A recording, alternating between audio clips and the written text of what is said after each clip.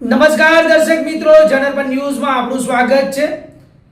હું છું આપણો મિત્ર કંચન પરમાર। આવો સાંભળીએ આજના મુખ્ય સમાચાર। શહેરમાં હાલ અનેક સ્થળે નાની મોટી મારામારીની ઘટનાઓ સતત બની રહી છે, જેમાં આજે શહેરના કારેલીબાગ સંગમ 4 રસ્તાથી કુંભારવાડા તરફ જતા માર્ગ પર એક કાર ચાલક યુવકને આંતરીને કેટલાક હિંસક તત્વોએ બેફામ રીતે માર મારીને ગાડીના કાચની તોડફોડ કરી હતી, જ્યારે કુંભારવાડા પોલીસ સ્થળ પર પહોંચતા હિંસક ટોળું નાસી છૂટ્યું હતું।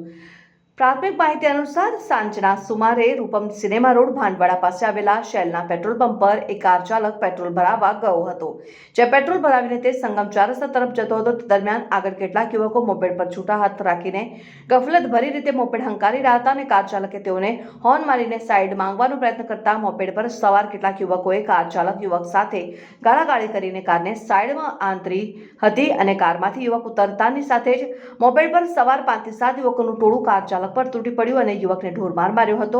મારામારી થતા જોઈને નાગેશ્વર સોસાયટી પાસે લોકટોળા એકત્રિત થઈ ગયા હતા અને જ્યાં મુક્કાથી અને ગળદા પાટુનો માર માર્યો હતો।